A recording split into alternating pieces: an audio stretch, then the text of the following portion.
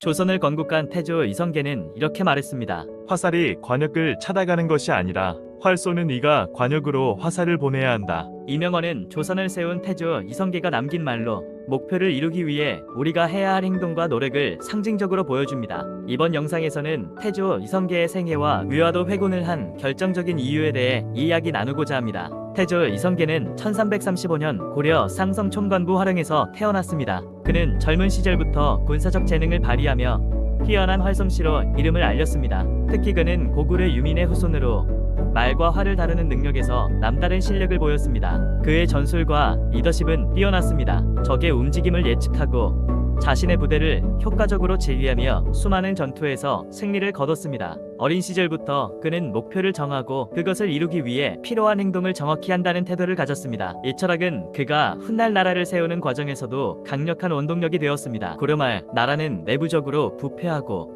외부적으로는 외침에 시달리며 큰 혼란에 빠져 있었습니다. 홍건적과 외구의 침입으로 민심은 흉흉했고 나라를 다스리던 권문세족은 사리사욕에 빠져 있었습니다. 이성계는 고려의 장수로서 여러 전투에서 뛰어난 활약을 펼쳤습니다. 특히 1380년 황산대첩에서 왜구를 물리치며 백성들의 신뢰를 얻었습니다. 하지만 그는 고려 왕조의 부패와 무능을 목격하며 점점 실망하게 됩니다. 1388년 고려 조정은 명나라를 정벌하기 위해 요동으로 출병할 것을 명령합니다. 그러나 이성계는 요동 정벌에 반대하며 이렇게 주장합니다.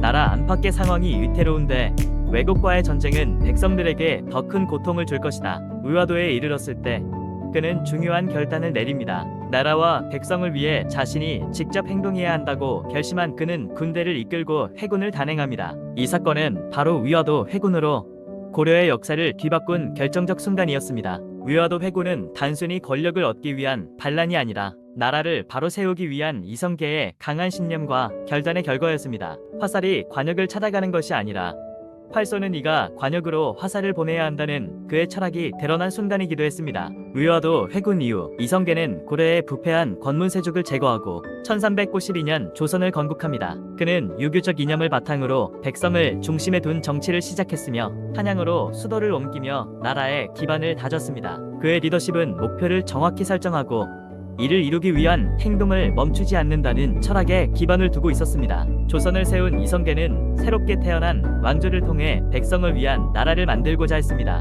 태조 이성계의 명언, 화살이 관역을 찾아가는 것이 아니라 활 쏘는 이가 관역으로 화살을 보내야 한다는 오늘날 우리에게도 강력한 메시지를 전합니다. 목표는 저절로 이루어지지 않습니다. 우리가 행동하지 않으면 관역은 언제나 멀리 있습니다. 이성계는 스스로 결단하고 행동으로 옮겨 역사를 바꿨습니다. 저 역시 태조 이성계의 명언처럼 관역을 향해 움직이며 도전해왔습니다. 그 도전의 시작은 바로 대학 시절로 거슬러 올라갑니다. 저는 컴퓨터 공학을 전공하며 처음에는 학업에 매진했습니다. 하지만 3학년 때 학부 연구생으로 참여했던 스터디에서 저는 깨달았습니다. 이 분야가 제 적성과는 맞지 않다는 것을요. 그때부터 저는 새로운 꿈을 꾸기 시작했습니다. 첫 번째 관역은 승무원이 되는 것이었습니다. 사람들과 소통하고 다양한 문화를 경험할 수 있다는 점에서 매력을 느꼈습니다.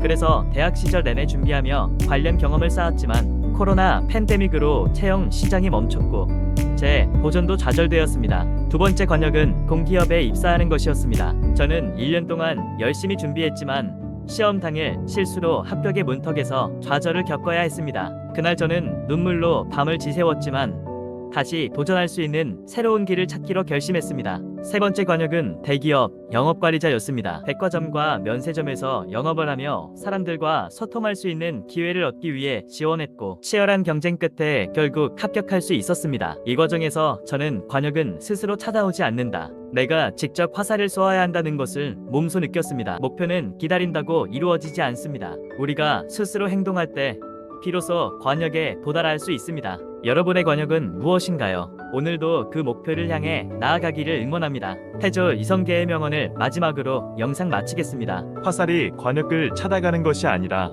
활 쏘는 이가 관역으로 화살을 보내야 한다. 감사합니다.